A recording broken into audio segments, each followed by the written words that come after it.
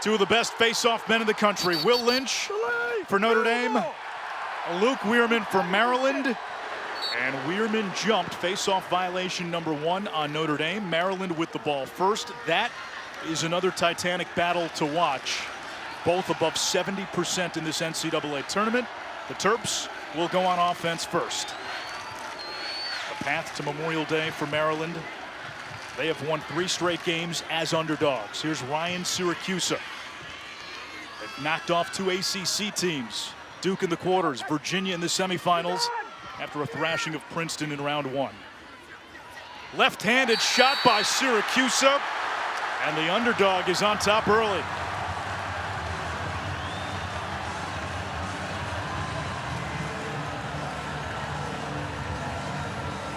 Maryland's DJ during the break was Josh Kaufman, a 6th-year offensive player. And they had the tunes pumping in the Terp locker room. This one's on Liam Entenmann. Watch it, he'll point to his chest after this one goes by his stick. He takes responsibility and accountability for this goal. If you stay with him, you'll see him. This is one that's right up his wheelhouse. He's kind of guessing to the off-stick side. Watch Siracusa today. He is so two-handed. The senior from Atlanta, Georgia. I watched him throughout the course of the season on tape. He could sling it with his left and his right hand. The Georgia delegation had a hand in that goal. The assist by Eric Molliver, who's from Atlanta. Notre Dame wins this faceoff. Will Lynch. And now that's Chris Kavanaugh, 50 in white, Notre Dame's leading scorer. Wearing 40 today is Carter Parlett, that number in honor of the late Notre Dame captain Mike Sennett, affectionately dubbed Steele, passed away at the age of 38 in 2007. Irish have the #1 offense in the country. They also have the #2 scoring defense. It's a team that's only lost once this season. They've won 13 in a row. Jordan Faison had 3 goals, 2 assists in Notre Dame's regular season meeting with Maryland, and an unforced error, and the Irish coming out a little shaky. It's going to be a more imperfect game given the 2-hour delay and the field conditions. This Maryland team had struggled mightily on offense. They went D.B. Cooper offensively late in the season, but they have come out of their shell in the postseason. And the upset cocktail, Quint, for the Terps starts from the back end. McNaney in goal, Weirman at the face-off X, and Clark told you about Zappatello. Here's Zach Whittier against the short stick D-Mitty, Nick Harris. Shot on the run, too high. In lacrosse, closest to the ball when and where it goes out of bounds on a shot, awarded possession. Braden Urksa, Maryland's leading scorer, too much on the pass, and this could be a big turnover. Ball was tipped. Chris Kavanaugh picks it up. Parlett wanted it. Kavanaugh will settle.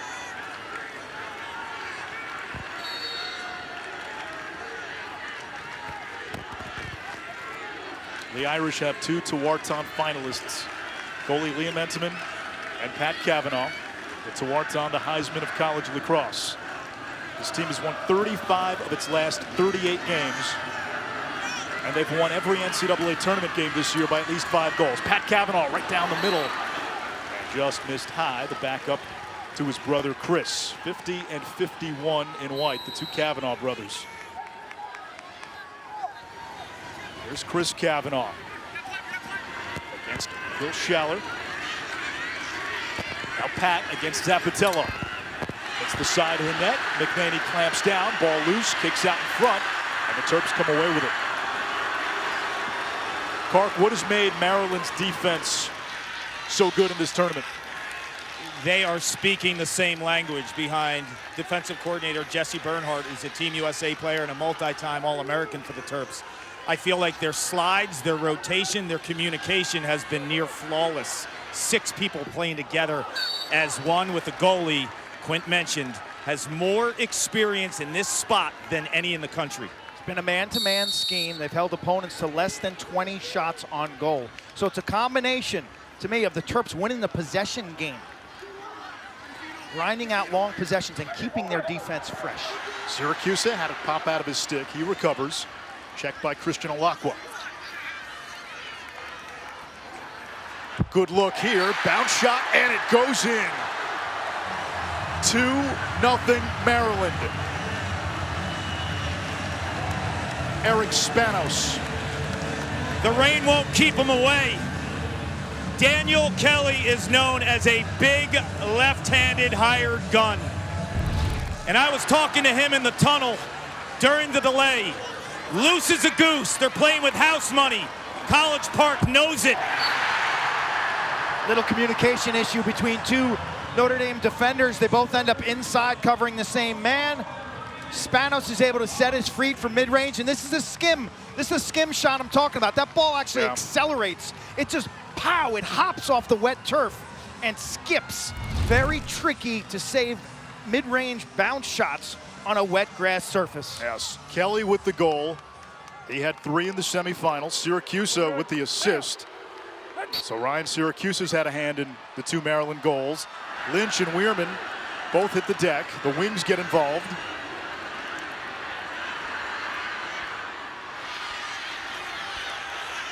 Stamos and Donovan near the sideline. Out of bounds, Notre Dame ball. Kark, what did these teams do during the delay? Yeah, we had almost a 2-hour delay here, Anish, and different perspective. I saw all the Maryland players after they watched some tape on the man-up unit from Notre Dame, which is tops in the country, just kind of refining some of the responsibilities through film. Most of the team was out. They had their sticks in their hands. They were playing wall ball. Notre Dame stayed in the locker. When I talked to some officials from Notre Dame, it was more just foam rollers, listening to music, eating some snacks. But the Terps, almost the entire team, was out of the locker room with sticks in hand, playing some wall ball, and super, super loose. Second midfield gets a run here for Notre Dame. Angrick, Buzenkill, and Riley Gray. Terps were in this situation a couple of years ago in the semis. They had a delay of 3.5 hours against Princeton. Taylor bottled up near the crease. Angrick shoots. Notre Dame on the board.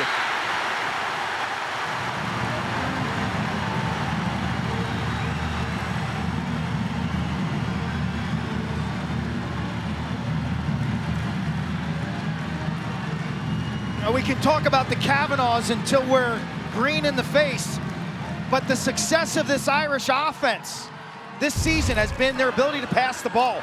It's family-style offense. Taylor double-teamed, kicks it behind, Buzenkill, one more up top. Everybody eats, everybody shares the rock.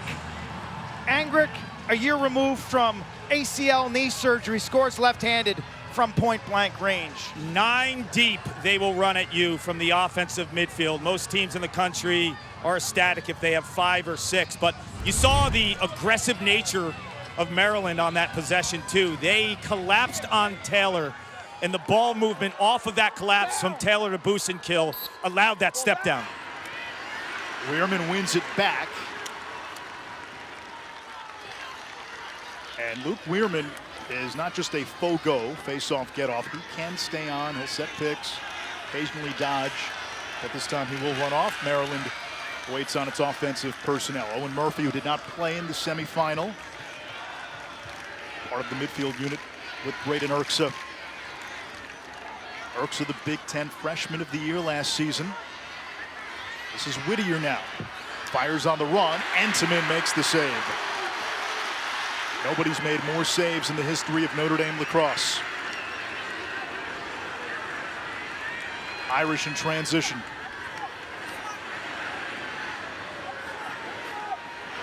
At Kavanaugh to Taylor. That's too easy.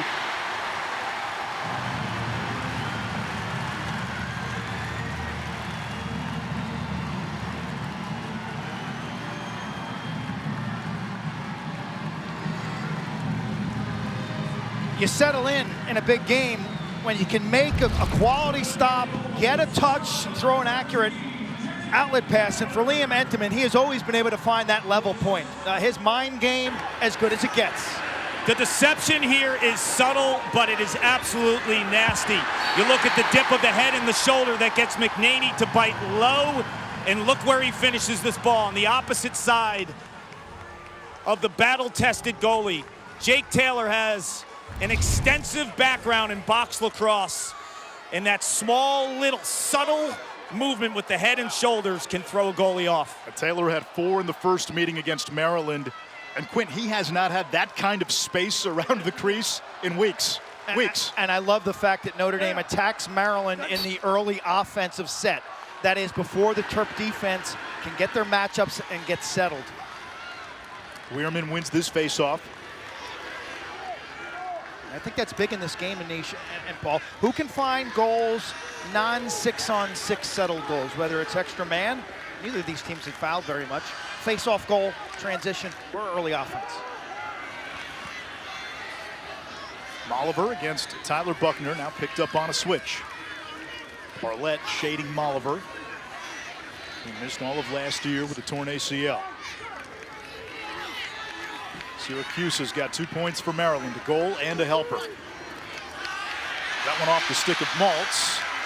Buckner can't scoop it, and that Tyler Buckner is the former Notre Dame and Alabama quarterback, Tyler Buckner.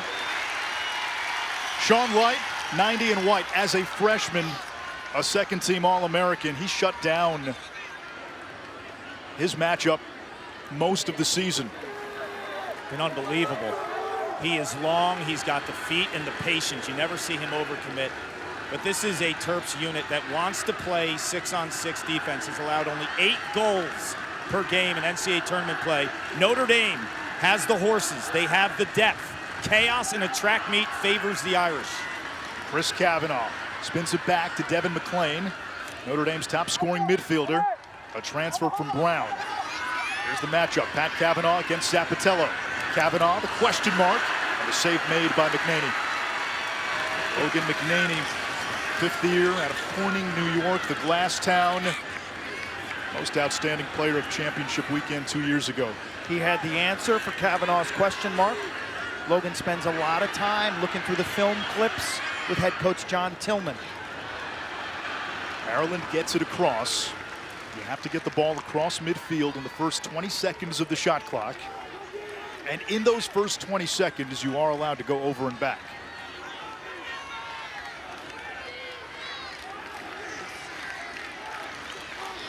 Thorn Black, Molliver. Had 5 points in the round 1 win against Princeton. They can play attack in midfield. Here's Spanos. He bumped down to attack at the start of the tournament. It's made a big difference. It's unlocked this offense.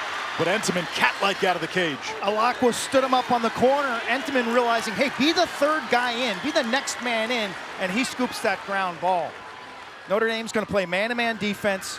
They don't want to double team as much as you'd think. They want to win their matchups on the perimeter. Maryland's going to be attacking, constantly attacking their midfield defenders. That is the shorties. And Clark, much like a basketball team that's comfortable switching 1 through 5, Notre Dame very comfortable switching its matchups. Yeah, they have blatant disregard for the pick game. They will switch, and they're all on the same page in terms of that, regardless of the matchup. There's Riley Gray, part of that second midfield. Spun back to Cavanaugh, a little 2-man game. Cavanaugh was looking for the switch, trying to get the shorty. Now brother Chris. Booze and kill, Philly area native. He's got his 2nd point of this national championship, and Notre Dame has the lead for the first time.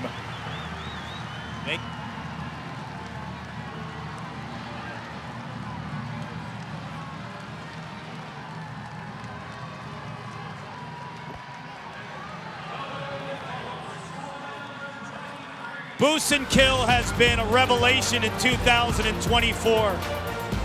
It's been incredible in terms of closing gaps, being an additional scorer. The contact is here, the delay is over, the game is on.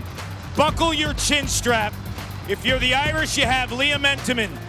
Big save capability, and you'll roll 9 deep on the offensive midfield. 23 in white is one of them. This championship game is a matchup of the last 2 national champions. In 2022, Maryland completed a perfect season, beat Cornell in the final. This was one of the most dominant teams we have seen in recent memory. Last year, Notre Dame, it was the revenge tour. They were the number 4 team in the polls when 2022 ended, did not get into the tournament, used that as fuel to their first championship in program history. Maryland's one of the all-time programs. You see John Tillman now leading his team to his 8th championship game in 14 years. And remember, one of those seasons was COVID. There was no tournament. Kevin Corrigan, 36th year. Okay, he came to Notre Dame back in 1989, and man, they were sniffing around the title forever. Multiple times they were runners-up, 2010, 2014. They win their first gold trophy a year ago. Second meeting of this season between these two teams. Notre Dame won the first meeting 14-9 back on March 3rd. Maryland with the equalizer. That's Jack Cadillac Chorus. No step from Entenmann on that one, Q. Tell you, between the delay and the wet field conditions, these two very experienced goalies are seeing a lot of rubber early. Terps fans rejoice. They played in front of huge crowds down in College Park this season, as did Notre Dame and Arlada. Wing play will be paramount today. And an early offense, Chorus, seamlessly.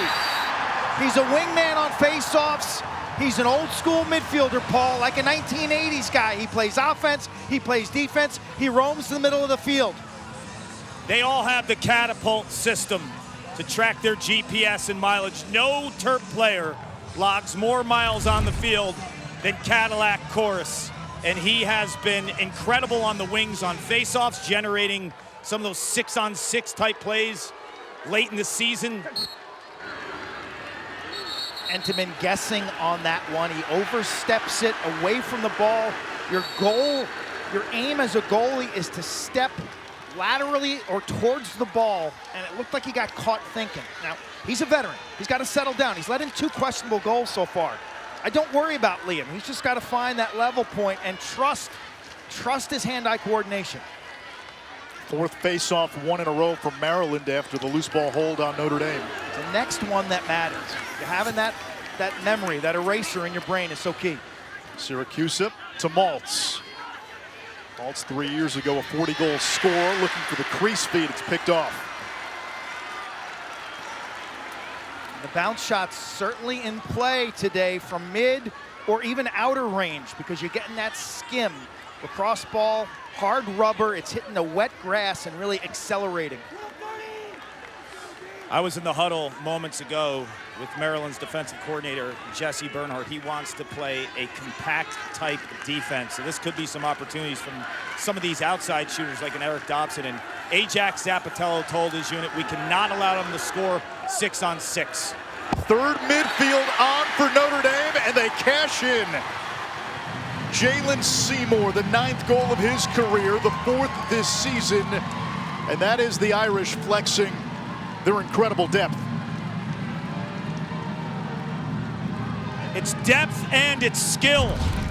Look at the eyes of Pat Cavanaugh. Beautiful ball movement. That's the pick right now that gets the entire Maryland defense to rotate. And when you have a quarterback, the best passer in school history in Pat Cavanaugh, dealing, people cut with urgency. 2 assists for Pat Cavanaugh, terrific ball reversal from the Irish offense. They attack one wing, swing the ball through X, and then attack the weak side of the formation. Quint, both goalies, a combined 1 for 7. What does that tell you? Struggling. These are guys who have career save percentages above 55% in the NCAA tournament. The challenge for them, as I said, to hit that reset button, it's the next play that matters. I always felt that next save was going to trigger the shutout streak. The shutout starts with your next save.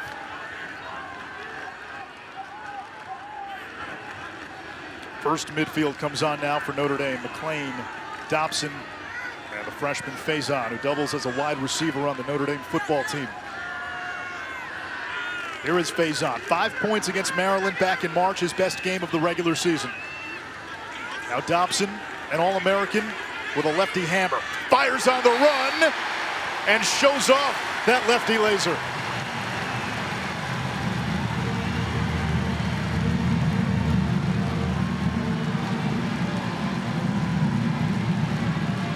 He's a lefty from Fleming Island, Florida, who runs at 6'5", 235 pounds. He bullies his way right down Broad Street to his strong left hand, and then the damage is done.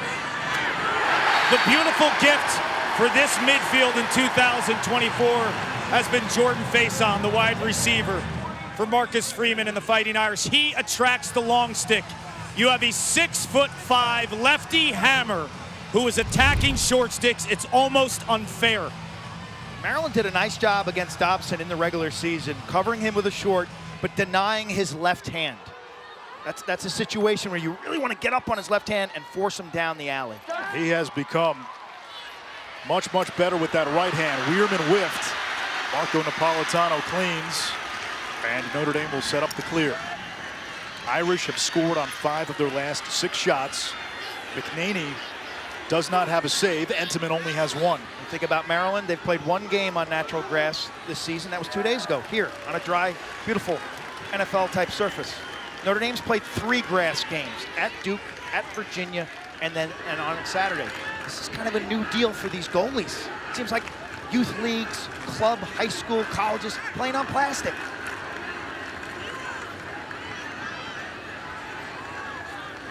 Here's Riley Gray, 6'4", from Long Island. Now Buzenkill. 2 points in this first quarter. Angrich's got a goal. Shoots on the run. McNaney got a piece. That's his first save. And did that settle down a goalie? Well, the ones you catch are going to settle you down more than the ones you deflect. You know, we're talking about that next save mentality, and these are 2 goalies I'm not concerned about making that next save. Back-to-back championship weekend MVPs, McNaney in 2022 for the Terps, Entenmann last season for the Fighting Irish. Angrich bouncer on the run. It'll stay with Notre Dame. Maryland really hesitant to double team. Notre Dame sensing that now, pushing for some unassisted looks. Kavanaugh eyes Zappatello. ACC Player of the Year against Big Ten Defensive Player of the Year. Kavanaugh's got 2 assists. 2 future pros. Angrich off the invert. Gray slams on the brakes. Back to Kavanaugh. Both first-round picks, he and Zappatello. Gray the pick, but a moving pick. He gets called. Maryland ball.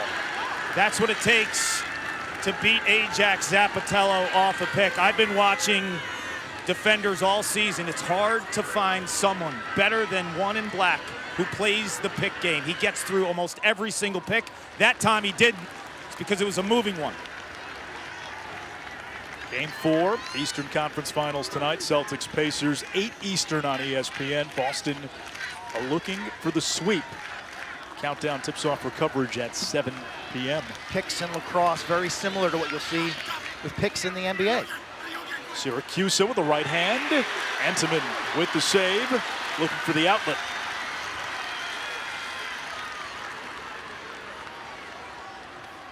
Nick Harris had a goal in Notre Dame's semifinal win against Denver.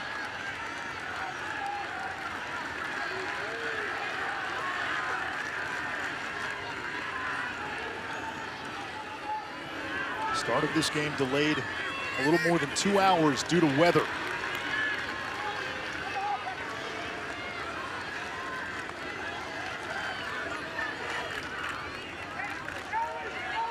Faison's dangerous with the long dodge. He's got the short stick, Stamos. Good defense by Stamos to spin Faison around. Matchup here for Kavanaugh. Against red. 15 white, Chris Kavanaugh, younger brother of Pat. The pick game allows Notre Dame to create some real positive matchups. Chris Kavanaugh wanted space. Feeds brother Pat. Crease feed Taylor. Shot blocked by Burles.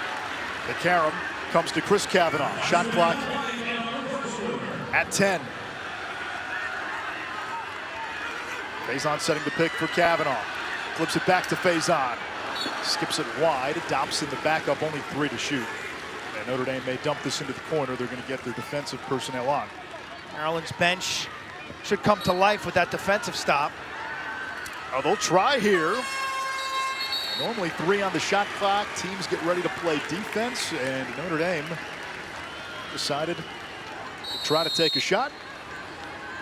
36 years for Kevin Corrigan, the skipper of this Notre Dame team, taking the job back in 1988.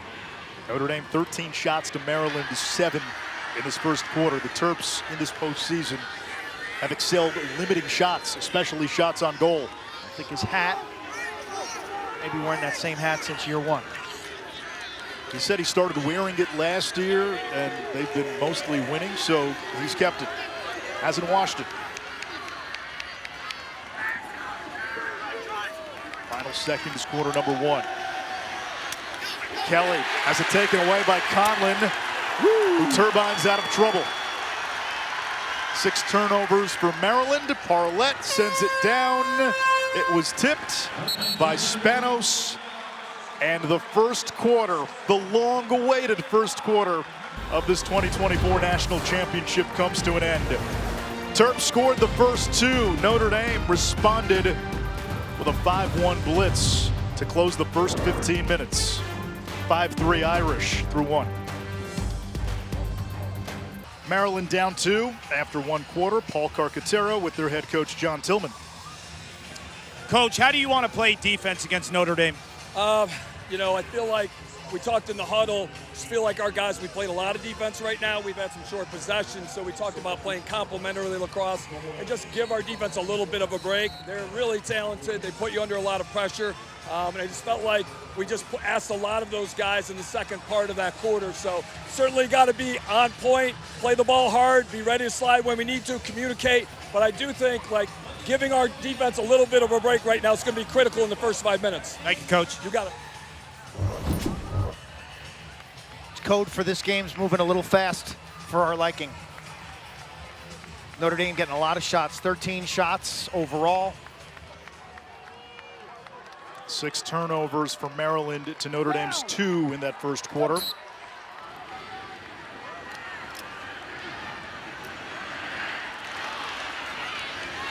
Maryland has had success winning faceoffs and an unforced error. McDonald threw it over McNaney. 7 turnovers now despite a 7-3 edge on faceoffs. Schizophrenic year for the Terps. They went 4-5 over their last 9 games. Their offense kind of went dormant. Turnovers were a major issue, and they've remedied that in the playoffs. Wins over Princeton, 16-8. Upset Duke at Hofstra, and then on Saturday taking care of Virginia. Turnovers have been cleaned up until right now. We have seen it all season. The margin for error for opponents of Notre Dame is razor thin.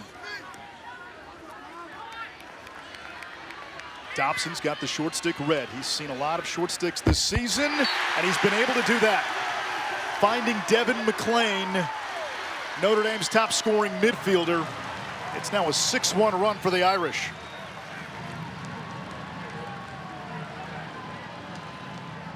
Good play, bad play for Maryland on that face-off wing. Jack McDonald, the senior from Southside Long Island, who's got blazing speed, catches this, just a simple exchange, and he airmails it over McNaney's head. So you're stuck now playing defense. And for the second time, Clark, Dobson gets to his strong left hand. He does.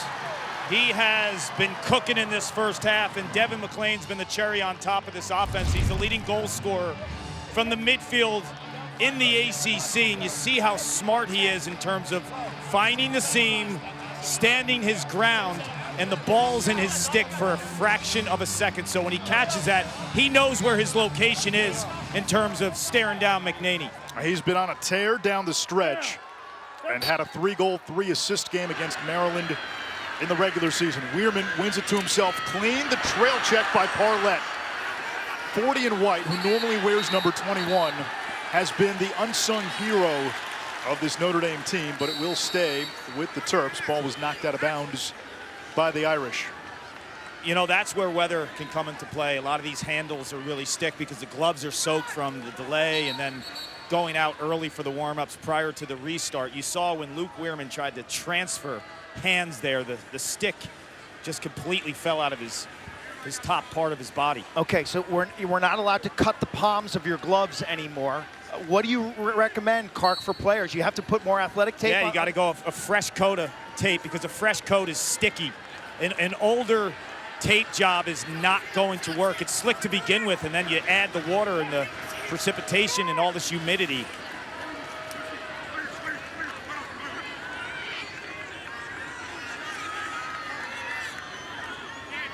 Spanos wanted no part of light. Maryland had a lot of success against Virginia attacking the short sticks. Got a matchup here, Syracuse against Parlett.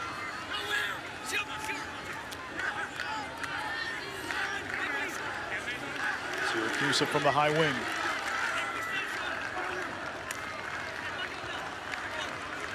Bolivar against Harris, another short stick matchup. Bolivar turns, fires way too high, the backup to Chorus. I was talking to their offensive coach, Mike Phipps, during the 2-hour rain delay downstairs. He said they watched a lot of Virginia tape from a year ago where the Cavs inverted. That is, they attacked from behind to front. And he said it'll be a steady diet of attacking the Notre Dame defensive midfielder. Chorus looking to shake Donovan, gives it up to Kelly. Now Spanos. Bounce shot, Entenmann gobbles. Entenmann fought that off well. And again, rebound control has been one of his fortes throughout his career.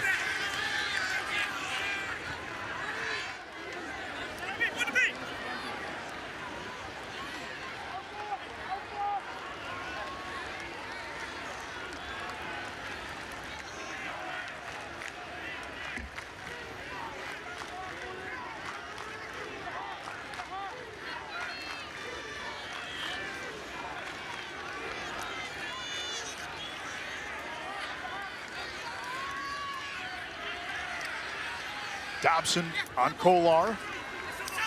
The speedy Faison. Checked by Alviti, the Vermont transfer. Now Kavanaugh, who's got 2 helpers. Most assists in Notre Dame history, single season and career. Another short stick matchup for Dobson. Chris Kavanaugh, 50 in white.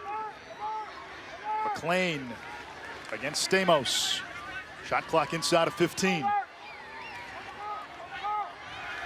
Down to 10. Chris Kavanaugh snakes and stings.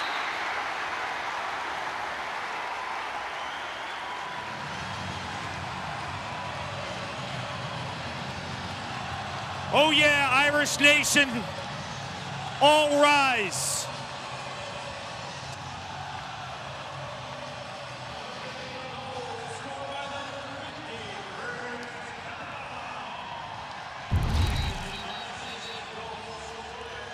Late in the shot clock, Spanos from a severe angle. It's too easy. Look at Entenmann eye that one up. And then at the other end, the issue for Maryland, there's 2 Kavanaughs. It's not like there's one of them. There's 2. They're daring Chris Kavanaugh to go left. And if you look at the maturation of Chris and Pat in terms of their game the last few years, it's their left hand. Anish, we talked about it in the pregame. You asked me what hand Pat Kavanaugh was. I said left. Well, guess what? You'd have to ask me the same question about Chris Kavanaugh. He made them pay. 40th goal of the season for Chris Kavanaugh. Only 3 players in the history of Notre Dame lacrosse have a 30-30 season. Their last names are all Kavanaugh.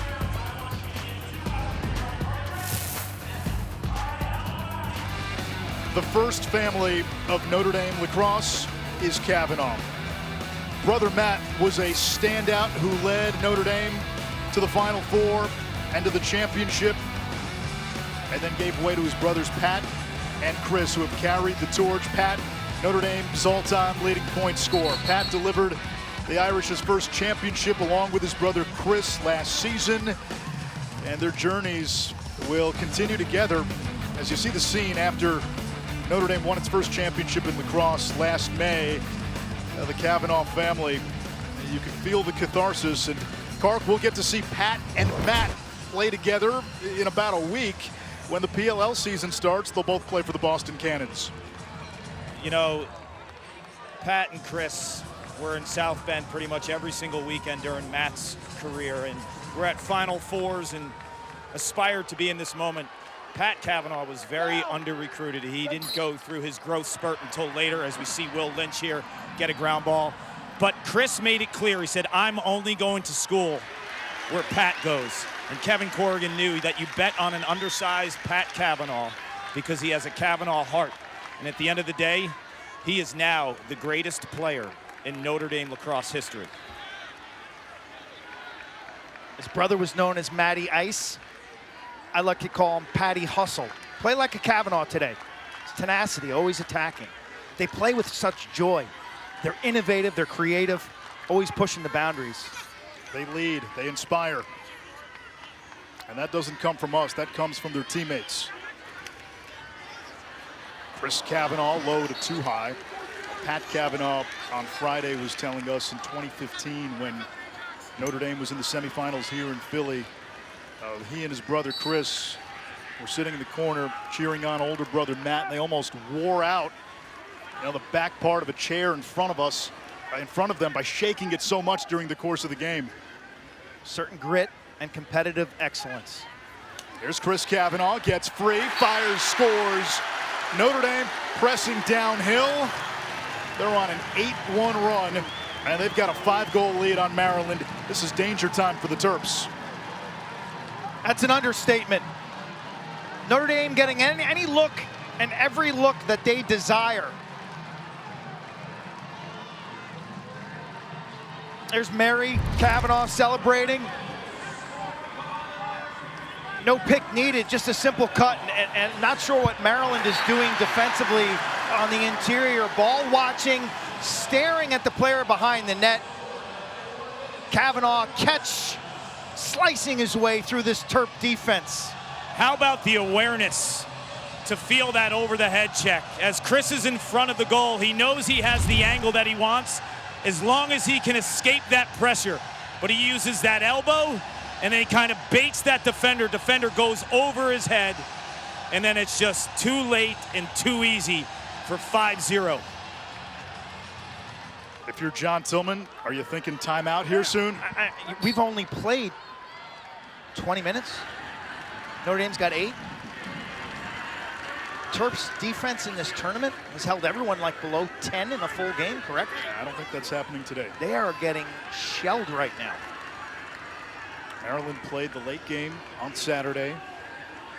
Notre Dame played the early game, so there is a bit of a rest benefit built in.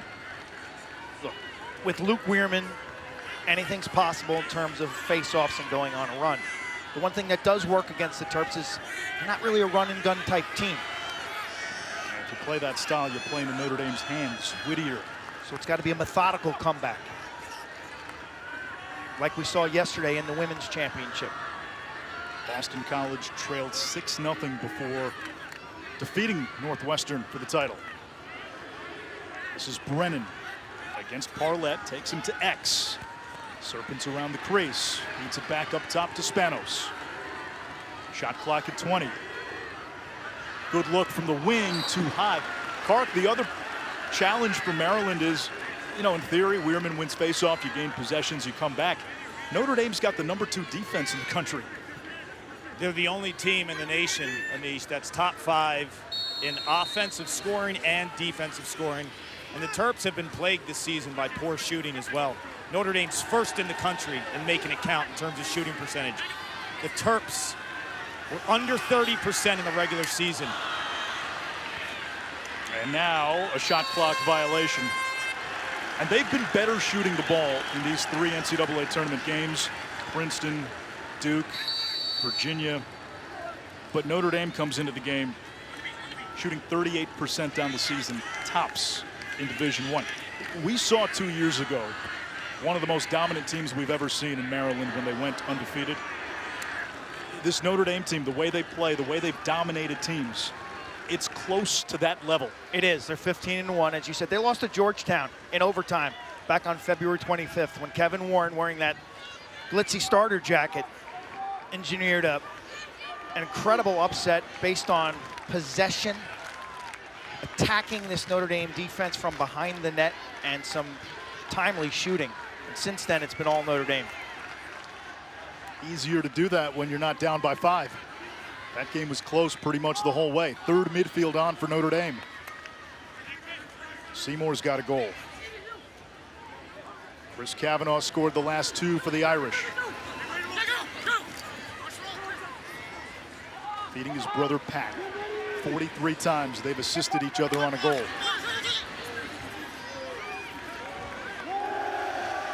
Zappitello marking Pat Kavanaugh.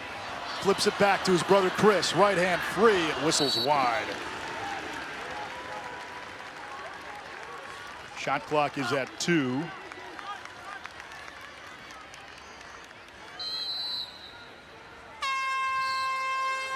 Notre Dame throws it in the corner. They'll set up their defense. John Tillman and Kevin Corrigan, the sideline sages. It took Kevin Corrigan 3.5 decades to get his first title at Notre Dame. Looking to go back-to-back. And since John Tillman took over in College Park, as the Terps turn it over yet again, they've got 10 shots and 10 turnovers. And that is a dangerous cocktail against Notre Dame. John Tillman playing in his 8th championship game. They have done everything exceptionally well except win on Monday. He's lost 5 times on Memorial Day. Now, in fairness, some of his early teams overachieved, much like this one has. They could easily have 4 championships. Could have won in 2016. Could have won in 2021. Lost to an unseeded North Carolina team in the 2016 final. 2021, one of the great championship games we saw. Luke Weirman had a chance to tie in the final seconds of regulation. Won a face-off. His shot hit Virginia goalie Alex Rode in the chest, and the Cavaliers hung on.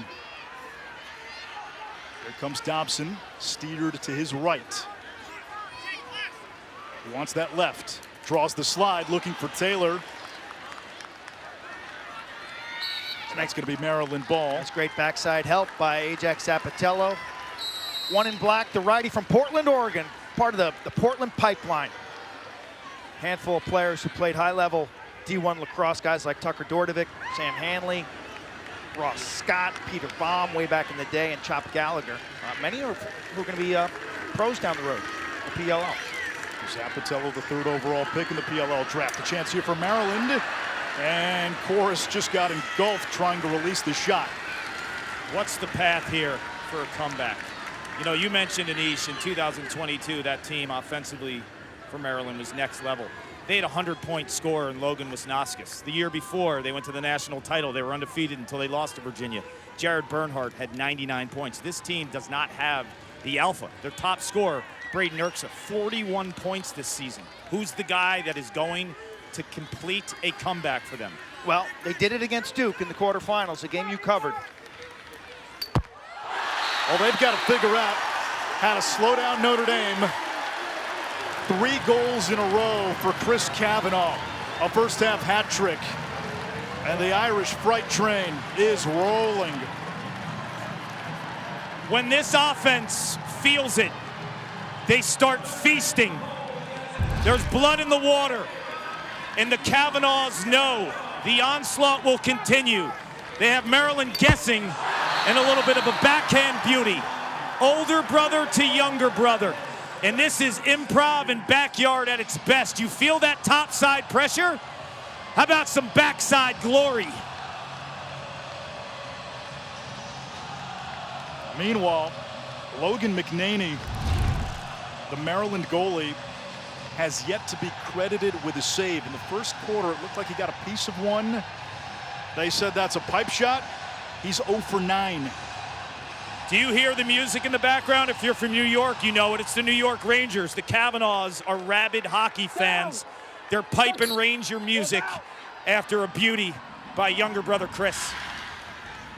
Chris has 3 goals. Pat has 3 assists. Speaking of the Rangers, they're in the Eastern Conference Finals, Game 4, tomorrow night on ESPN and ESPN+. Rangers trail the Florida Panthers 2-1 in the series. They get a timeout by Kevin Corrigan.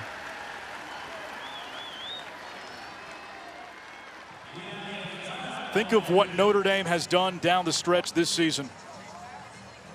Beat Denver by 7, Georgetown by 5, Albany by 5. That's in the NCAA tournament. ACC tournament. Beat Duke by 10, beat Virginia by 9. That's a quarterfinalist and a semifinalist. Beat North Carolina by 8. They had a 5-goal win against Maryland. They are winning games this season by an average of 6+ goals. Chris Cotter, you got a preview of halftime for us, bud? Yeah, it's going to be an abbreviated halftime report. I'm going to be down here on the field with the Pauls, Paul Carcaterra, Paul Rabel. So we'll talk about this first half. I want to get their ideas on what Maryland has to do, obviously, to get back in the second half. And the PLL starts next week in Albany, so Paul Rabel is here. We'll preview the beginning of that season as well. It's all coming up at the half, guys. Clark, how did Cotter get that jacket? He didn't show up today with that. He stole it from Quint. How about Notre Dame's defense, though, and the job Ryan Wellner and Kevin Corrigan are doing against this Maryland offense that came alive? And this is a big day for Wellner. Got to chat with him yesterday. His oldest son, Griffin, enlisted in the Marine Corps 3 weeks ago and hasn't had his phone. And he went without a phone from the time he left for the next 8 weeks. And a former Navy player, Wellner coached, Gabe Vormard, is a Marine Corps Special Forces, was able to tell his son, Griffin, his dad's in the championship game on Memorial Day. Well, we're thinking of you, Griffin, and for all those who defend our great nation. And I know this is a huge moment for Ryan Wellner. And his defense is locked down, gentlemen. Yeah, a day to remember those who gave the ultimate sacrifice. You just saw Marcus Freeman, the Notre Dame head football coach. He's here today. Scott Van Pelt was in the building. Saw him before we paused for rain.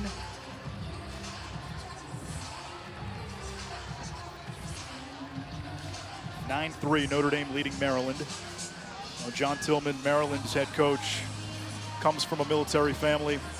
He was an assistant coach at Navy. 20 years ago, the Mids and Syracuse in one of the stronger championship games in history in Baltimore on a rainy Memorial Day. The Terps slow down Notre Dame. The Looney brothers, including Brendan. Brendan passed away, was killed in the line of duty, and John Tillman makes it a point to honor Brendan Looney every year, especially around this time. Here comes Pat Cavanaugh. Crease feed McClain. McNaney's 0 for 9, folks. One of the best big game goalies we've seen in recent memory.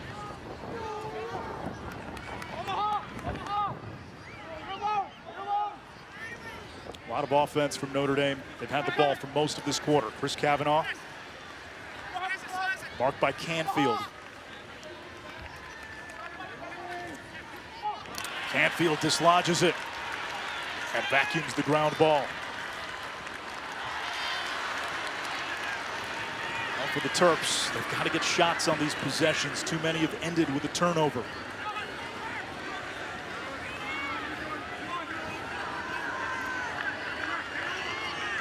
In this second quarter, Notre Dame's 4 for 9. Maryland is 0 for 4. Having trouble winning a matchup are the Terps. That's fine. You got to go to your pick game. Really reliant on the pick game if you can't beat your defender off the dribble. Syracuse running with the All-American Ramsey. Syracuse got the step, got top side, rolls back. Nothing there. Erickson now defended by Conlon. Syracuse dancing around the crease.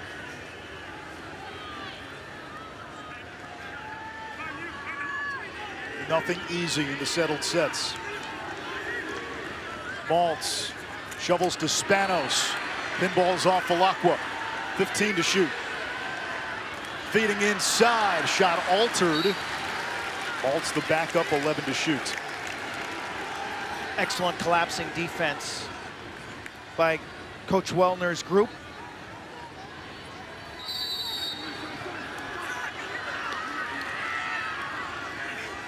Spanos with the short stick. Bounce shot, save Entenmann. Pitchforks the rebound out of the air.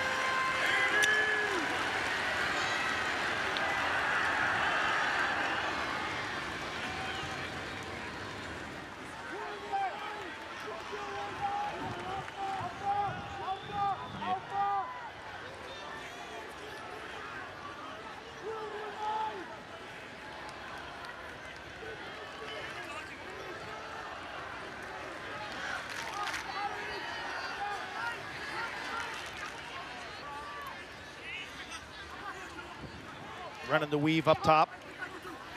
Pat Cavanaugh using the pick from Gray. Zapatello on him. Gray against Alviti, shoots low. McNaney without a stop. The second midfield strikes again for Notre Dame. And the Irish lead by 7.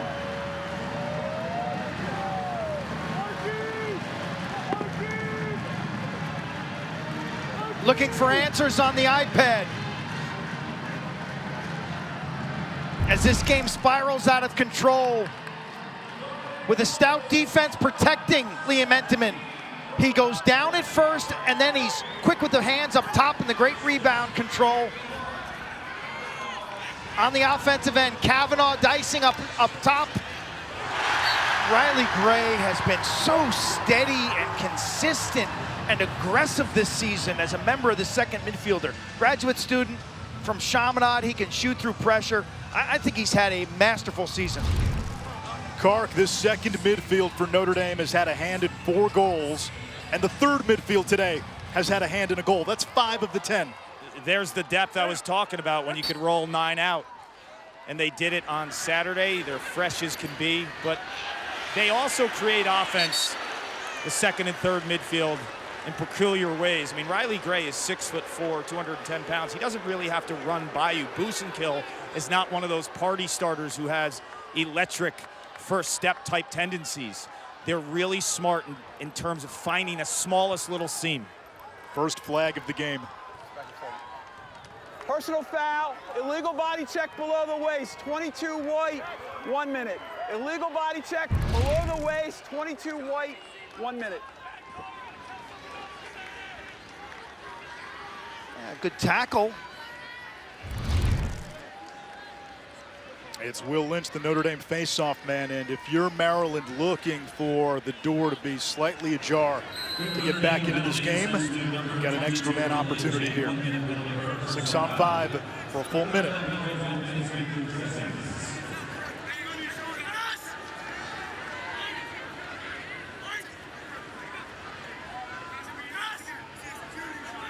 Irish. That ball tipped out of bounds to Maryland.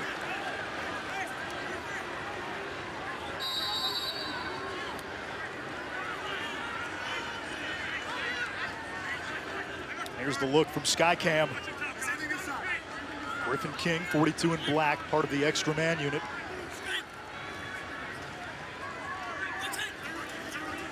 Spanos. Only 5 seconds left before we get back to full strength. Skip pass. Terps could not really get inside, couldn't get much. Skip pass on the crease, finally! They answer the bell. It's Molliver from in close.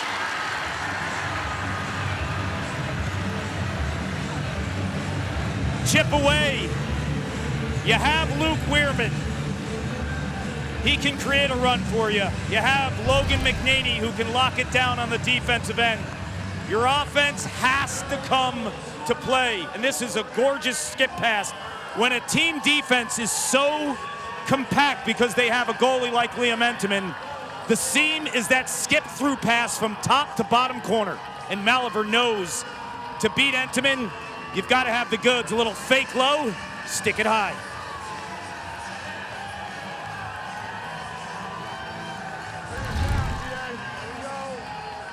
Little tiptoe in the crease on that last goal. They want to take a look at this.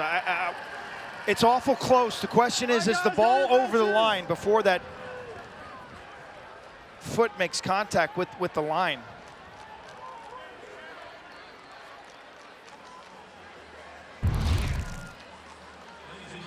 It's the second toe. Watch. He's good right here. That's good. He's out, not in the crease. But this next foot that lands will be, right? Maybe. Is the ball already in the net? Ball's in the net. The ball's in the net when the second foot drops. Molliver, the senior from Atlanta. One of a handful of guys in this game from the state of Georgia. The call on the field was challenged.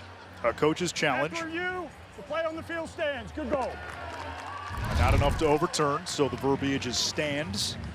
And as Kark said, it looked like The ball was in the goal before that foot came down at the crease. You mentioned Georgia. Bolivar from Atlanta, Georgia, was coached by someone Clark knew very well, the late, great John Zilberti. Absolutely, and I think we're seeing a big-time presence from Atlanta. The three of us were talking about it, and guys like Liam Banks and John Zilberti, who was a two-time national champion at Syracuse in '89 and '88 as well. He brought a functional, technical aspect to training attackers down in Georgia. You see how smooth they are with their skills, and they're very two-handed like Z was. Flag down against Notre Dame. That's big. That's big. Opening the door a bit. The pendulum swung one way for most of this half. Maryland trying to take a little mojo into the locker room. Remember, Maryland outscored Duke 7-2 in the fourth quarter. They got the face-off game rolling. You got Luke Weirman, you got a shot. Bolivar missed the cage. And Maryland will go man up.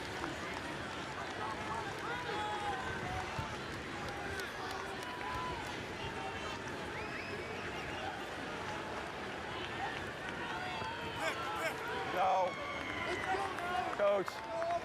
Personal foul, unnecessary roughness, 51 white, 1 minute. 51 white, unnecessary roughness, 1 minute. Kavanaughs don't take a play off. They're known for their forechecking or their riding, and they'll hunt you. And that's late and from the rear. I agree with that call. These guys they set a fast pace, and they don't take plays off. And with it will come an occasional penalty or two. They have trouble showing restraint. One speed. Hair on fire. A chance here for Maryland. They watched Notre Dame go on a 10-1 run before the last extra man up goal. Spanos lost the handle, able to get it back. Conlon all over him. We come up on 20 seconds to go in the quarter. Right inside, King turned away. And Notre Dame's got it. Napolitano to Entenmann. Possession is critical here to carry over into the third quarter. The team that has possession during an extra man when the quarter ends gets the ball to begin the next quarter without a face-off. Notre Dame had to get it over. Maryland chucks it back the other way. And the Irish able to withstand a second man up goal. Maryland got one late EMO goal to dent that momentum from Notre Dame. Terps scored the first two goals of this game. And then all Notre Dame from there. A 10-2 run for the Irish. Notre Dame 30 minutes away from a repeat. Can Maryland figure out the comeback cocktail? Opportunity for Maryland to begin the third quarter. They have an extra man. They face off 3 versus 2. And Koris cleans it off the wing. Oh, Entenmann with a big save. It'll reset the shot clock to 60. Sure, that was Piper's save, but it was a big one. Again, things change quickly in the sport of lacrosse. This is a game of momentum. Back to even strength. Maltz up top to Urksa. Now Bolivar missed last year with a torn ACL. Had a big game against Notre Dame back in March. Inverts Parlett. Tries to get top side, and Entenmann snatches it upstairs. That's the Spider-Man quality that he has, and the dynamic mover between the pipes. 4-year starter, more saves than any player in school history. He's a pro. He's a pro in the PLL next week on Saturday, ABC at noon. Be interesting. Draft pick. Yeah, we'll see if he can start in the league right away. McNaney still in the cage for Maryland, 0 for 10 in that first half.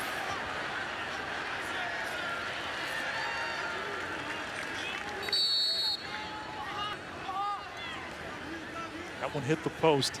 McNaney just hasn't been able to see it, hasn't been able to see any. And as Maryland defense has had to dig in, Notre Dame's had the ball on their end quite a bit. Pat Cavanaugh, 4 assists in the first half.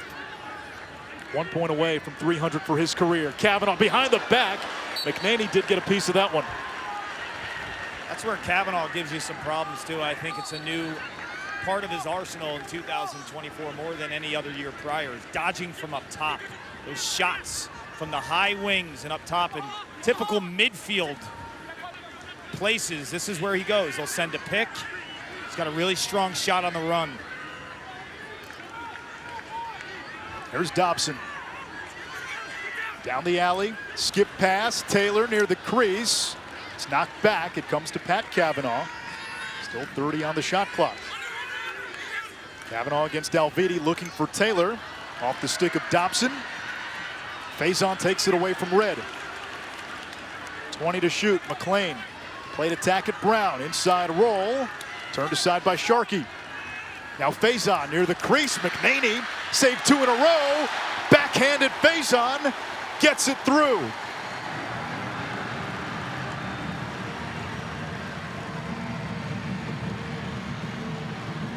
This is the crazy part about Faison's game, Quinn. You would think coming over from football, he'd be an athlete, he'd beat you with speed.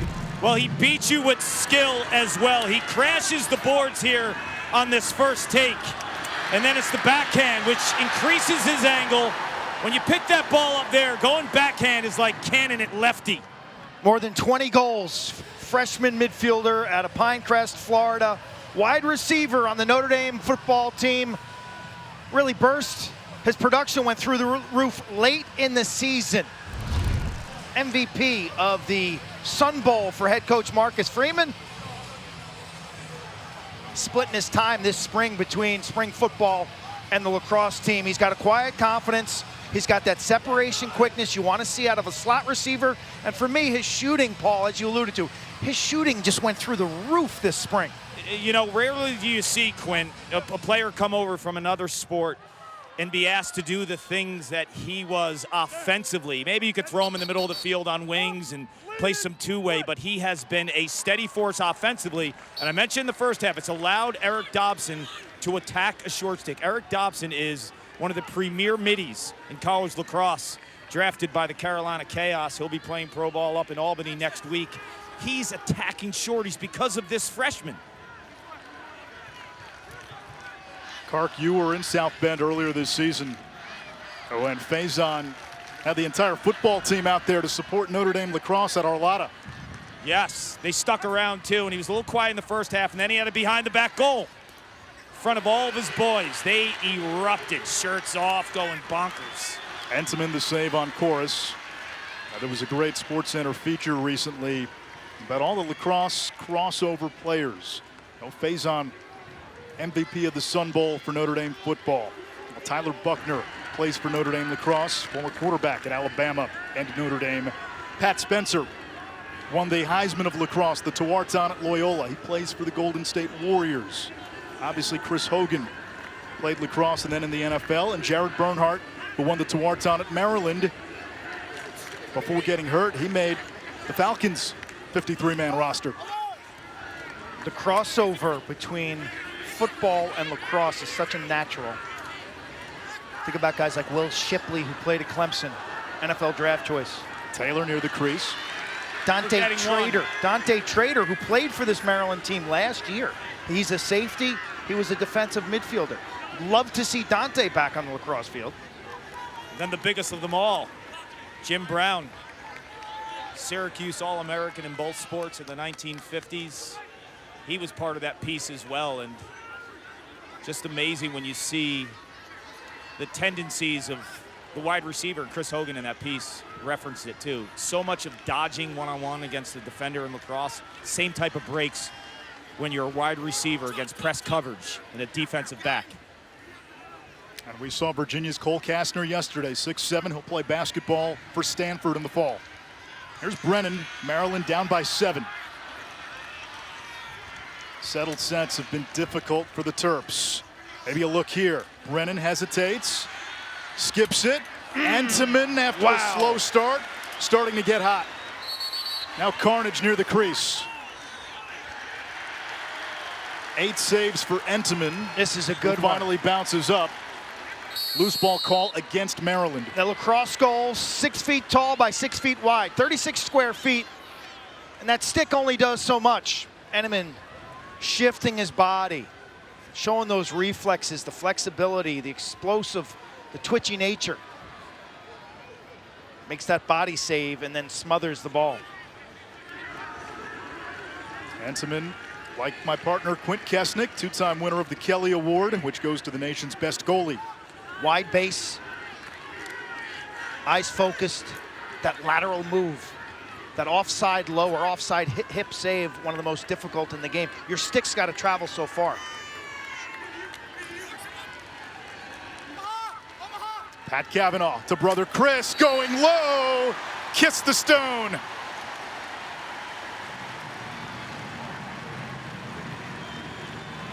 With that goal, Chris Cavanaugh's got 4 on the afternoon. 5th assist for Pat Cavanaugh and the 300th point of Pat Cavanaugh's career, the only 300-point scorer in school history. Play like a Cavanaugh today, older brother Matt. And on this goal, simplicity is the key to brilliance. Wing dodge, carried behind through X. Taylor draws a crowd inside. Maryland's defense just gives him too much real estate from the wing. And Chris Cavanaugh now having a May moment. Yes, he is, Quint, and he knows they are less than a half away from back-to-back. And the beautiful thing about that shot is I've watched so much of Chris Cavanaugh and his tendencies as older brother Matt looks on. From that angle, he goes low to high a ton. So breaking tendencies and solving Logan McNaney. They are 2 of 6 siblings. Older brothers Matt, Kevin, Brendan. There's an older sister, Colleen. And Kark, in this NCAA tournament, the Cavanaugh brothers in 4 games have combined for 40 points. It's been incredible. I had them in the quarterfinal round against Georgetown. The 8 points by Chris Cavanaugh was the most by a Notre Dame player in NCAA tournament history. He'll have the keys to the offense next year when Pat moves on after graduation. He'll be playing for the Boston Cannons with older brother Matt that we saw. But I think Chris Cavanaugh now is evolving with a complete game. But playing with his brother Pat has allowed that. I think Pat has been the most important player in Notre Dame lacrosse history. He changed this offense, his creative style and the improv. It took a great offensive program to another stratosphere. You got to think Pat Cavanaugh's in the driver's seat right now for the Tewaaraton Award, which factors in performance in the month of May. Angrick skips, doorstep, slam, dunk. How about 5 goals for Chris Cavanaugh? His brother's got 5 assists today. It's a 10-point game for the brothers Cavanaugh in the city of brotherly love. Tough as nails. Give him the rock. He doesn't care if he feels it on the back end. You see the defensive pressure, the hit, the awareness to get that off quicker than the slide can recover to the backside. Hands of magic.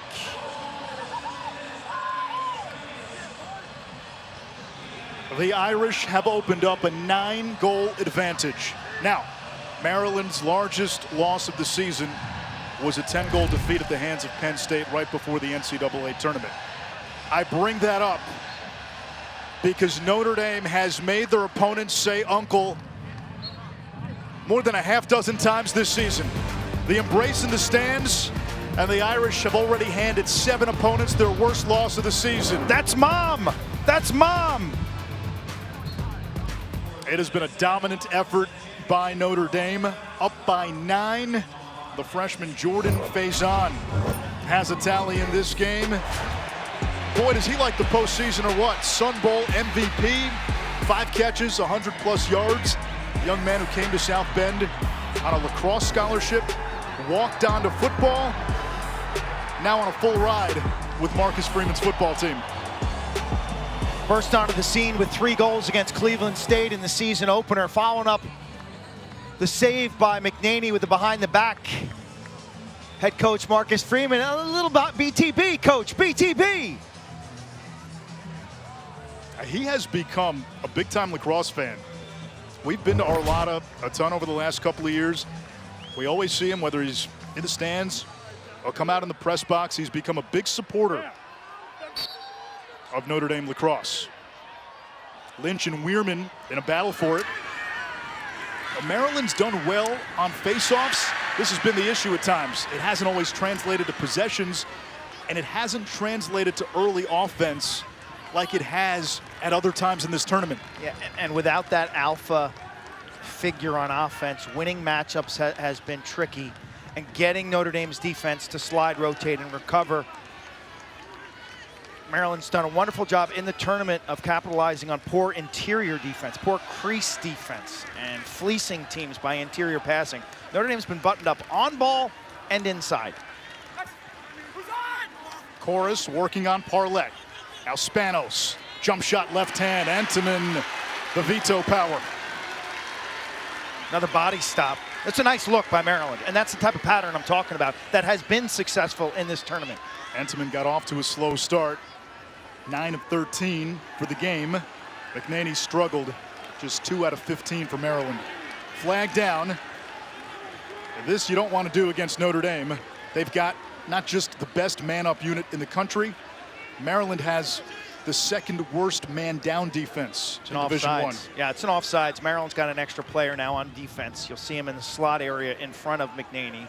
He's a designated doubler, kind of hovering in the middle like a free safety. Maryland will play with 7. You're offsides. Might as well have the extra man. They can't flag you multiple times. So Notre Dame working 6-on-7 with a free possession.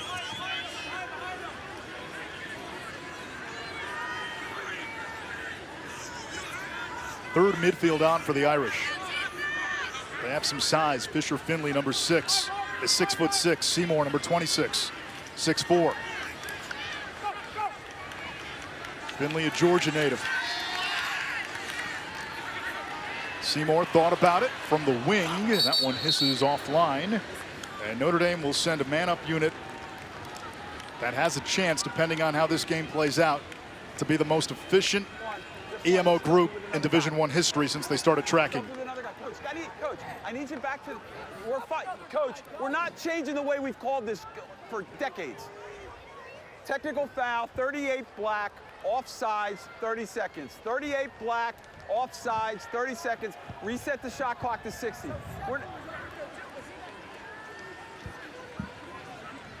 Doug Donovan, Kevin Corrigan. 13-4.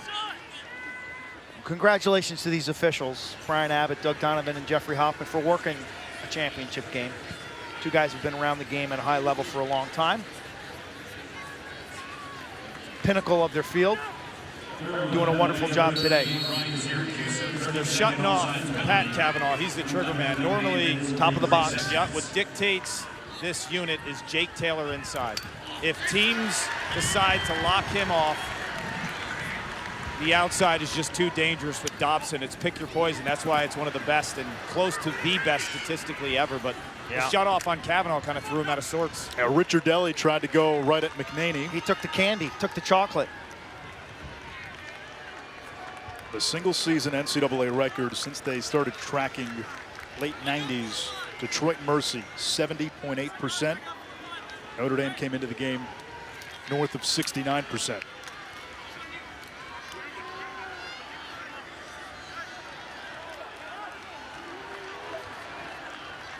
Even strength.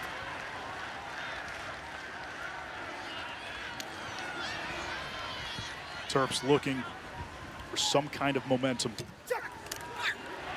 Maltz can't handle the pass. Another turnover by Maryland. That's 12.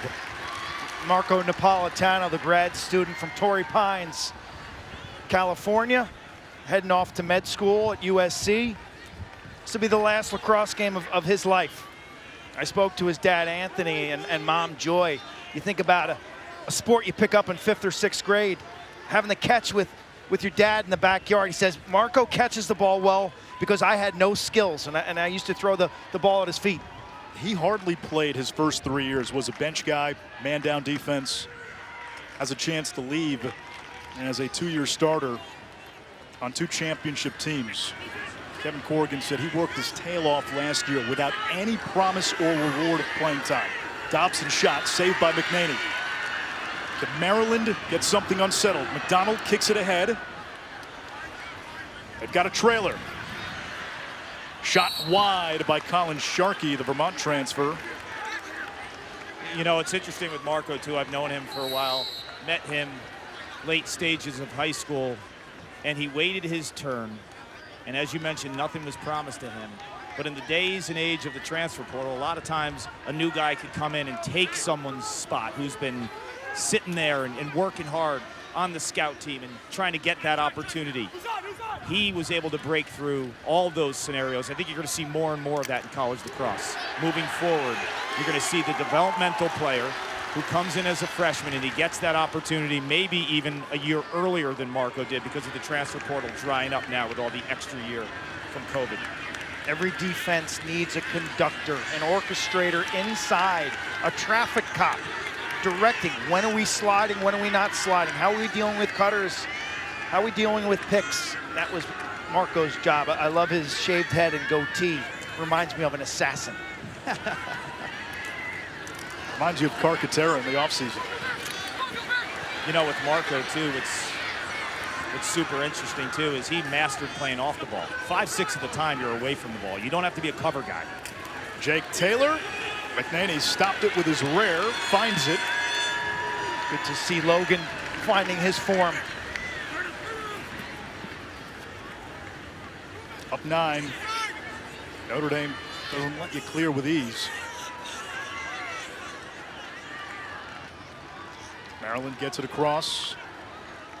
Terps led 2-0. And it's been all Notre Dame from there. This Irish defense has caused 9 turnovers.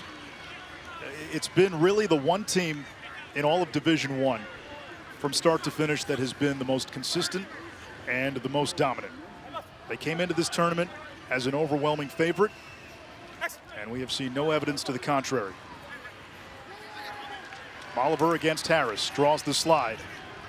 Syracuse ran out of an angle.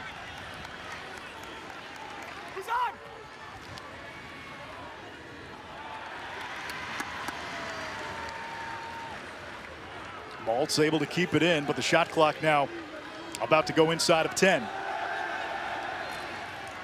Syracuse against Ramsey. Malt from long distance.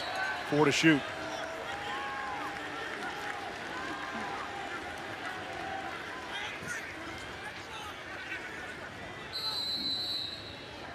Spanos will let the shot clock expire. Maryland will get set on defense. It's been offense, it's been defense. Liam Entenmann shook off a slow start. Kark, we've said all season this is a team without a weakness. They've played like that today. You look up and down this roster, they have the midfield depth. They've got the short stick defensive midfielders, Kavanaughs and Taylor. And let's not forget about Ryan Wellner and the defensive effort that his team, alongside Coach Corrigan, has been masterful on that side of the field for 3 decades. As I mentioned earlier, too, Wellner's oldest son, Griffin, enlisted in the Marine Corps 3 weeks ago. He's without a cell phone. Word got to him that Dad's playing in the national championship. Well, Dad is a heck of a lacrosse coach. Fisher Finley providing yet another exclamation. That's that third midfield. Just the 4th goal of his career, the 2nd this season for the junior from Alpharetta, Georgia. The 10th different goal scorer for Notre Dame. And the Irish fans can feel another coronation. Wow. Did you say midfield depth? This is a hammer of a shot by Fisher Finley. A big body, and I love the pattern on offense that allowed the ball to reverse back to the middle of the field. So he's staring down McNaney.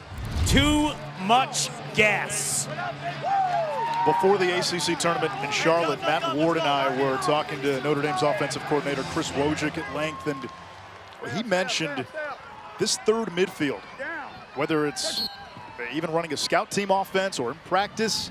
He said there have been too many instances to count as Weirman had a chance and misses too many instances to count where they have taken the first defense's lunch money. And he said that's why they're playing. We watch what they do in practice. Other teams struggle to beat our defense. Our third midfield is beating our defense. And then, Kark, we saw it in Charlotte. They were scoring against Duke's first team, against Virginia's first team. Today they've scored now twice against Maryland's first team. They just wear you out, and they've had valuable minutes. Terps get one back. That's a gorgeous pump and go on the wing. So Finley shows you how you score with a sweep move when you get to your strong hand. And too often today, Notre Dame has gotten to their strong hand. Daniel Kelly with a sensational pump and go here, the senior from Calvert Hall. Dad Brian played at North Carolina, is in a great high school coach. Pump right there, you hitch, and you go. You improve your angle. Again, catch, hitch, pop, step away, find a corner. Well done. Yeah, the key to that hitch is how wide his base was. The wider the base is on the hitch, the more the defender turns his hips. And you can't match hips for hips, then it's space, and then it's that lefty rip. But he drops that right plant foot so wide. Tell you, Kelly at practice on Friday, I spent some time with him. Leaders eat last. He's out there, he's a veteran, cleaning up the balls with the freshmen. I said, whose job is it to get the balls today after practice? He was a freshman. I said, you're not a freshman. I know sometimes when you have a game like this and whatever the score ends up being as Entenmann comes up with another stop, it leaves a bitter taste in your mouth. As we go to the fourth quarter, Notre Dame 15 minutes away from their second straight title. But what John Tillman has done with this group in this season, they're not as talented as they were 2 years ago. They've been an underdog in every game in this tournament. A major accomplishment to get here. But they ran into a buzzsaw today. The Irish 15 minutes away from going back to back.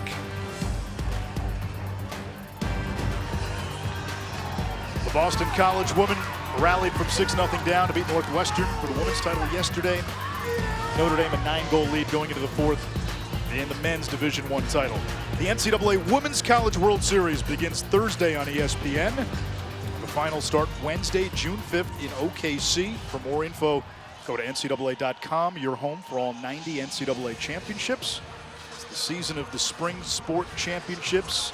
College baseball released its field of 64 earlier today. Tennessee, the #1 seed. That championship game yesterday, it's archived on ESPN Plus, and I recommend if you're a young women's player or fan, please go watch the last 5 minutes of that game between Izzy Skane, Megan Taylor of Northwestern, and the save that Shea Dulce made in that game from Boston College. The best save at a championship game pivotal moment that I have ever seen, men's or women's. Completely faked out. She jumps, multiple fake shot, and somehow she makes a kick save while flying in the air. Yes, Dylan Amante shot the ball where you want to. She was able to fake high and shot low, and then leaving her feet, she makes that stop. It's incredible. And what a comeback by Acacia Walker and the Boston College Eagles. 6-0, they're down. Everyone, including the 3 people doing this game, thought they were toast. It was. Now, Northwestern had beaten BC in the regular season. 6-0 first quarter, and then BC chipped away. And that save, Quint, that's something you can see a young girl hanging that poster up in their room if you're a young lacrosse player. Unless you're out at the math tutor, yeah.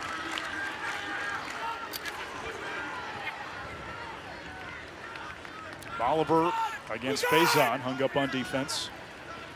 Turns. Entenmann deflects, catches. Biggest comeback in an NCAA final would be 1983. Syracuse trailing Hopkins 12-5, rallied for their first championship in school history. Quint, Ryan Holman's trying to get ready for camp right now. He was the goalie for Hopkins, wasn't he? He's the head coach of the Boston Cannons. That is correct. And he's catching strays. Yes. It's an interesting point you bring up because this game's been defined by eras, right? In the 70s, Maryland, Cornell, late 70s, 80s, Hopkins, North Carolina had their run. Syracuse had the title in 83. With the Gates, they had the three-peat, 88 to 90, the real ascension of that program. Princeton under Bill Tierney in the 90s. We saw what John Danowski and Duke did early part of the last decade. Well, Virginia's got a title in 2019, 2021. Notre Dame goes back-to-back. Now, Kark, you start talking about the transformation of Notre Dame lacrosse into that next tier of programs when you win that second title. So-called golden age, if you will, here. You do. And the one player, and there's been so many great players over the last 2 years, but I think the one player that I'll always connect this golden era with is Pat Cavanaugh. He's the player. Because when I think of the championship runs, the 88, 89, 90 Cuse team, I think of the Gates, right? I think of 2005 with Paul Rabel and Kyle Harrison. Right, yeah. Right, there's always a player or two you associated with. Pat Cavanaugh has 5 assists today. His brother Chris has 5 goals. It feels like there's about 7 Cavanaughs on the field.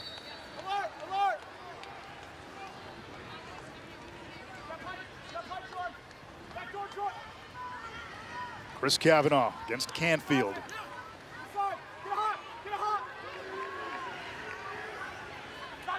Dobson sledgehammers down the alley.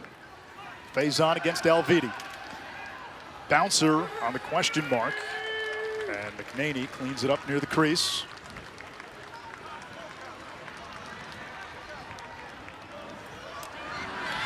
Alviti for Maryland. Hit from behind, and are we going to get a flag? Looked like Bergmaster got him. No penalty. Game 4 Eastern Conference Finals tonight. Celtics Pacers, 8 Eastern on ESPN. Boston can punch its ticket to the NBA Finals.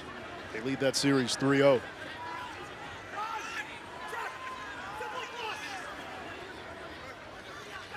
Whittier, Antiman eats up another one. He got off to a slow start. He has settled in close to 70% on the afternoon. Numbers. Parlett all the way. McNaney kicks it back toward midfield. Sharkey had it, lost it, off the contact by Conlon. Angrick. No numbers. His second midfield has had a hand in about a half dozen goals for Notre Dame today. Third midfield has scored 2 with Seymour and Finley. And then the Cavanaughs, the usual. 2024 Men's Lacrosse Championship. Start of the game delayed a couple of hours by weather. This after the game was moved up an hour yesterday due to the threat of weather. Maryland led 2-0, and Notre Dame has been running downhill since. Booze and kill. Save McNaney. Outlet to Zappitello. Sharkey steps down. Antiman is there again. The Minotaur at the end of the labyrinth. That was quality all around. Zappitello delivers an absolute strike across the front of the formation. Kark, that was thrown in your direction. I mean, that ball was right on the money. They had the gorgeous trailer break when Enneman is now really feeling it. You can see how much more comfortable he looks. 100%. Started shaky. I don't think he was stepping to the ball when we got off from that weather delay. Didn't have the greatest warm-up. It was pouring rain. Footing was a little bit off. But you watch the way that he progressed through this game, and it was only a matter of time. But Anish, you and I were talking pregame too. It's like, which way do you want Notre Dame to beat you? There's so many paths for them to win. For Maryland, there was 1 or 2 paths, right? Well, you look at the face-offs right now, 16-7 in Maryland's favor.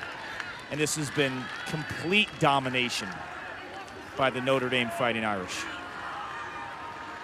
And the one thing you cannot have against Notre Dame, you need your goalie to play well. And McNaney who's been so good, especially on this stage, did not have a save in the first half. Entenmann, meanwhile, a little bit of a slow start. Quint, you mentioned he let a couple in that he normally gets.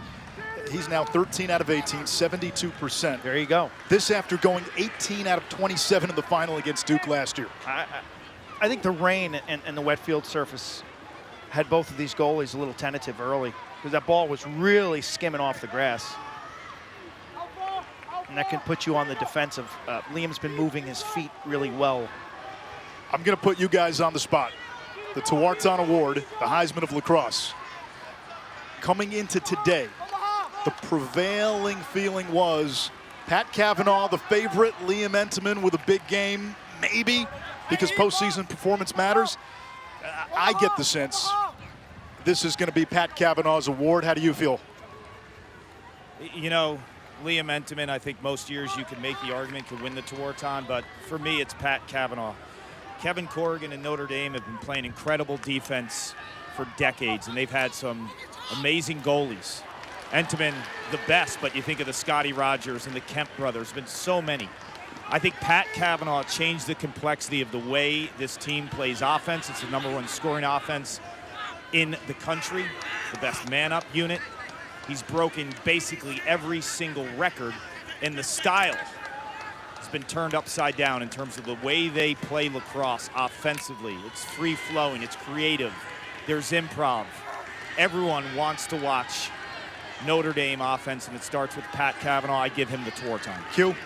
Absolutely. I think it's been that way for me since after the loss to Georgetown. They bounced back with that win over Michigan. If you plug in the tape and talk about impact, talk about a guy who's a catalyst, both in his production, the way he plays the game, that competitive grit, that competitive excellence. Pat Cavanaugh, to me, is an all-timer. Not only is he a Tewaaraton winner this year. Wow! I'll tell you what, I know it's garbage time, so to speak. It's the championship game. Notre Dame's up 9 goals, but Entenmann putting on a clinic here in this fourth quarter. That was 99, and Entenmann put out the fire. He's now 15 out of 20, 75%. Ready for the PLL. Oh, yeah. Yeah, he will play for the New York Atlas. He'll team up with Connor Schellenberger. Entenmann, the 5th overall pick. Cavanaugh, the 6th overall pick. We'll see Zappitello, the 3rd overall pick. Plenty of star power on this field that we get to see the rest of the summer.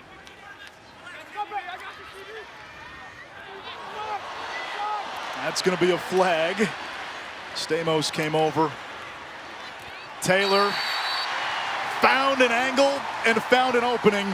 Pat Cavanaugh gets the assist, his 6th of the game. And Jake Taylor makes it a 10-goal advantage for the Fighting Irish.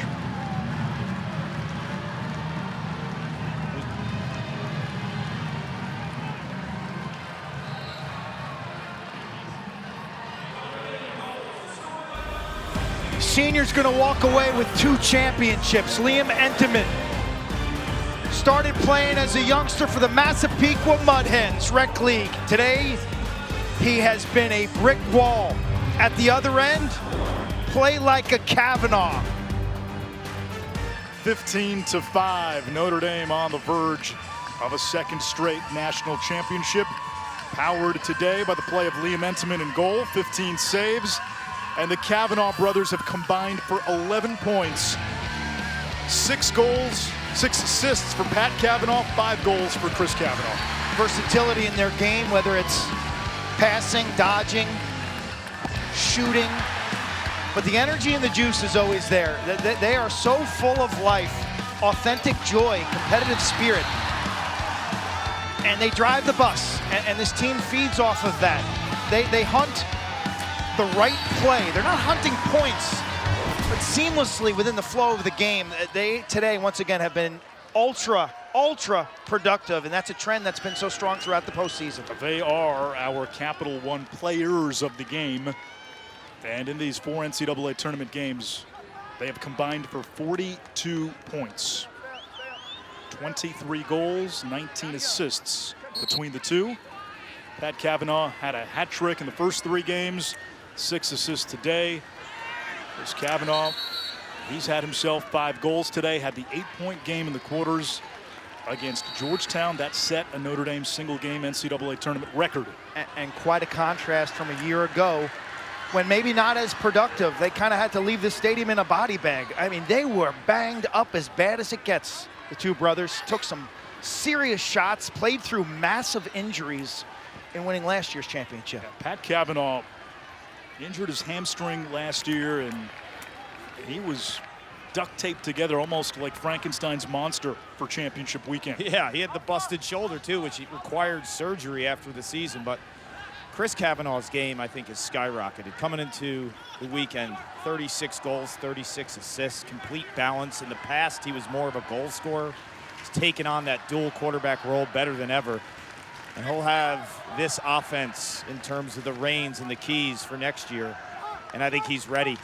And having Pat by his side for these first 3 years, what an incredible run.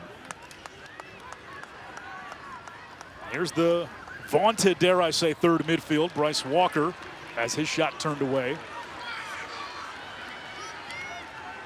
Terps have been held to just 5 goals. This team, a bunch of likable overachievers. Yeah, one of the interesting story points once this game goes final, Kark, there's a ton of star power. There is a mass exodus of superstars from college to the PLL to the NLL. Absolutely. Next year has a chance to be as wide open as any year we've seen in recent memory. I would agree, and I think the conference that's getting hit the most by graduation is the ACC. You look at some of these stars like Pat Cavanaugh, Brennan O'Neill, Connor Schellenberger. They've been around forever. Peyton Cormier just broke the all-time leading goal scoring record in Division I history. These guys have been mainstays for 4 and 5 years. They're all gone. I feel like the ACC is completely wide open. On paper, probably Syracuse brings back the most, but the conference that you have to watch next year is the Ivy League. I think the Ivy League, from a talent perspective, the 4 to top 5 teams in that conference, I think you'll see 1 or maybe even 2 in championship weekend. And if there's anything, Quinn, we've learned one lesson. We have learned one lesson. No matter what they look like on paper, you cannot count out a John Tillman coach team in the month of May. It's amazing. You know, this was the game that we kind of anticipated back in 2022 when Notre Dame didn't make the tournament. I think it was a game a lot of folks wanted to see. But I agree with Paul. Ivy League worth watching next year. 2 mid-majors I like, Towson and Albany. Return a lot from 2 teams who made the tournament this year. Thompson over to Faison as he zippered through the defense. Cavanaughs will be watching Game 4 of the Eastern Conference Final. Their Rangers looking to even the series with the Panthers at 2-piece. That is tomorrow night on ESPN, 8 Eastern. Pat loves to wear that 1994 Stanley Cup champion Rangers hat. It's got some mileage on it.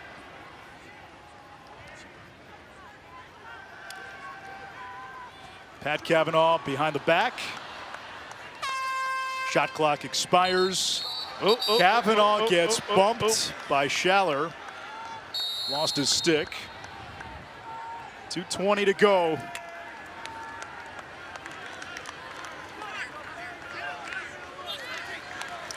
Alviti back up to Spanos. There's a heavy Long Island flavor on this Notre Dame roster. A lot of guys on this team have grown up together. Kevin Corrigan calls a timeout. Liam Entenmann, Pat and Chris Cavanaugh, they've been friends since they were little tykes. And they've got a chance to end their career here as 2-time back-to-back national champions. That's at Rockefeller Center.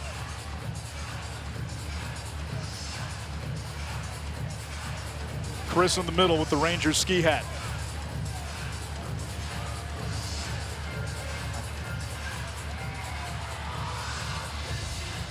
Yeah, I was talking to Liam Entenmann and Pat Cavanaugh the other day, asking him about those early hockey days. Liam was a lockdown defender. Pat said that you could beat him with quickness and maybe get the puck through his legs because he was bigger than the rest of them. But that relationship just grew and grew. And Pat and Liam spent time at Chaminade. Pat did a post-grad year at Taft. Chris followed suit And this Chaminade contingency has been long-standing from Notre Dame, back to the days in the 90s with guys like Jimmy Keenan from Chaminade to Notre Dame. But the influx of talent from Long Island and the toughness that area brings, I don't need to tell Quint that. He's from Lynbrook, Long Island. You see it with the way they play. Like, they never take plays off. They were coached well at the youth league. And it's all the little things. It's the details. It's riding. It's ground balls. It's not just scoring. And the scoring will come, and it did today. 11 points combined for the Kavanaughs. But it's about learning the right way to play the game.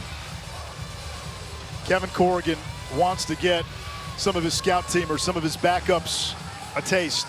They get to take the field in a national championship. The Kavanaugh brothers, they'll watch the final 2:10 from the bench.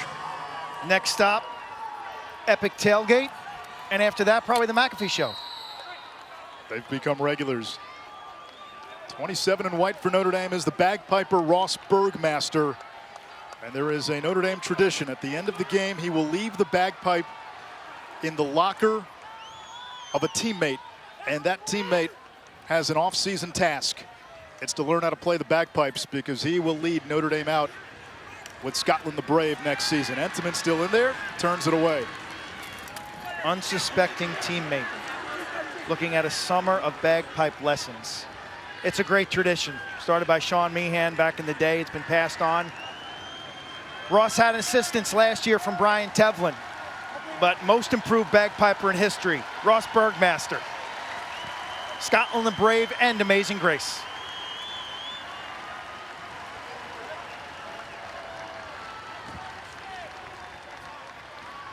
A tough end of the season for John Tillman. Kevin Corrigan trying to hide a smile.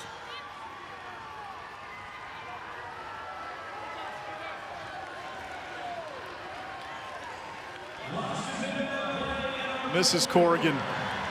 They waited a long time to get number one. His wife Liz getting ready to celebrate a second straight championship.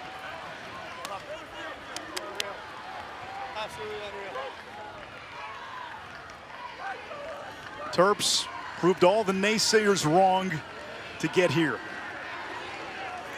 But they ran into a team that had been the best and the most dominant from February through the end of May all season long in Notre Dame. It felt inevitable. In the end, it was.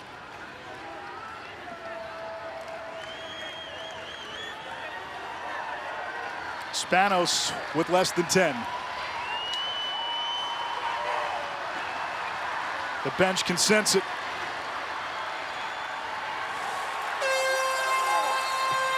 All that glitters is still gold. Notre Dame makes it back-to-back national titles.